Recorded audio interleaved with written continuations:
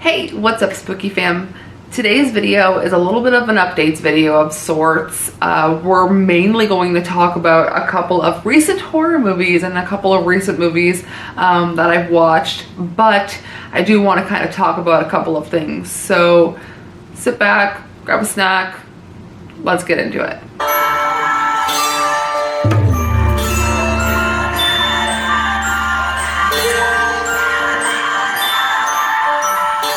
Today, you'll notice we finally painted the apartment black and it feels really good.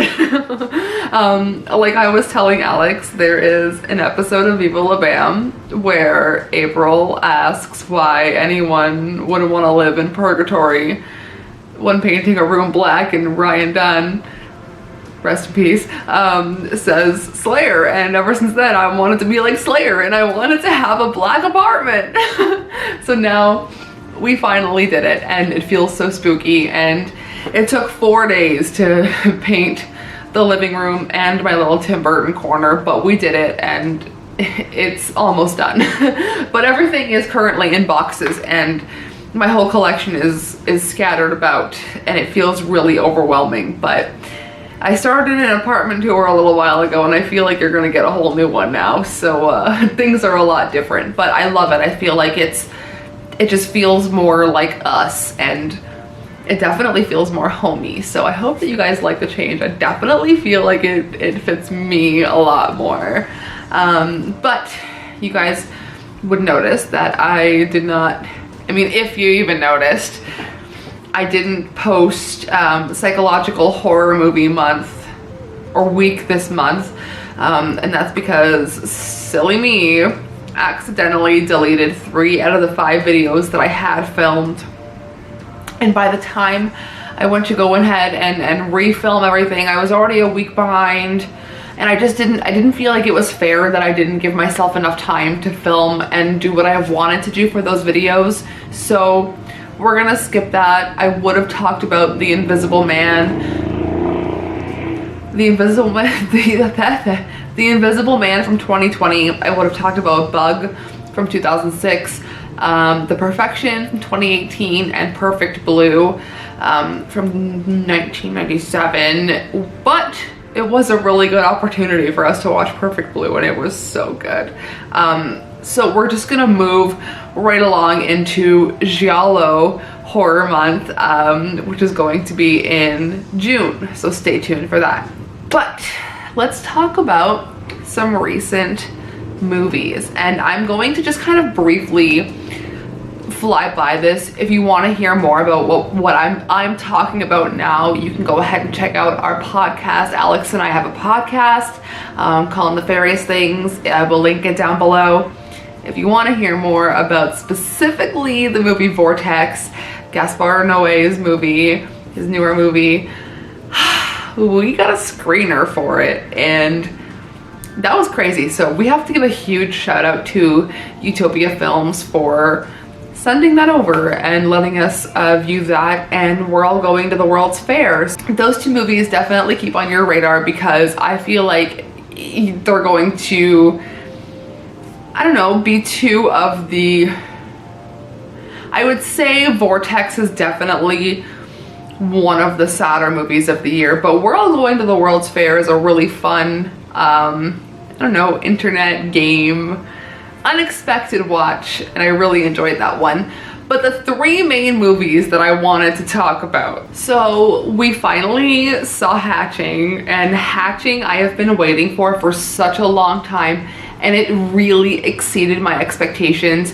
When you see the trailer, it comes off a little bit cheap, but the premise of the movie, I swear, like I was roped right into this one. The practical effects, just the whole feel of the movie is so cool, and it's an original concept. What more could you want from, you know, a horror movie? You just want originality and something to get under your skin, and the creature, the design of the creature, I loved the whole thing. So if you haven't seen Hatching, if you've heard of it, if you've thought about watching it, definitely check that one out. Keep an eye out for that one. Hatching is a very special movie. moving on to The Sadness, which is on Shudder. This is also a Raven Banner movie. Raven Banner picked that one up. I love Raven Banner. I think that they're fantastic at picking up movies that a lot of people don't necessarily want to take on. I feel like Psycho Goreman wouldn't have been picked up if it wasn't for Raven Banner.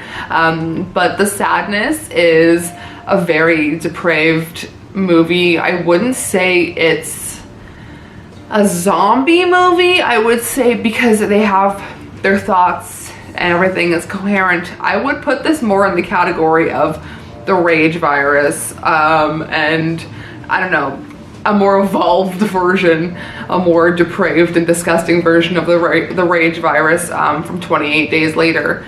But The Sadness, I feel like I'm too desensitized at this point because it really just didn't do anything for me. I feel like it was a very mid movie. I don't know. There wasn't much of a, okay, there was a plot, but it was very one note. Man goes to find woman, not knowing if she was alive or not. But you know what? For what it was, it's definitely got the shock factor. They've got everything cranked up to 100 in that movie, where it just makes you feel like it's an uneasy watch. The colors are graded very, I don't know, it's very yucky feeling. The blood, gore, there's a lot, and there are a lot of very heavy things that people who are sensitive to certain topics, I don't know, I feel like it could be triggering for you, but I am just so desensitized at this point where that nothing really bothered me in that movie. Was there any certain part in The Sadness that made me feel, I don't remember. No, we're pretty desensitized to it. Yeah. It was pretty extreme, but... yeah. I mean, definitely check it out. Put it on your radar. It's probably going to be one of the most disturbing movies a lot of people have seen, but not us. We like to seek out the more depraved. Then I just want to mention a movie, one that is not necessarily a horror movie, but I feel like the concept would have been really good in a horror setting. The movie called Dual, D-U-A-L, about a time where if you are ill, if you are terminally ill, if you are dying, you can sign up for a duel of you to be made.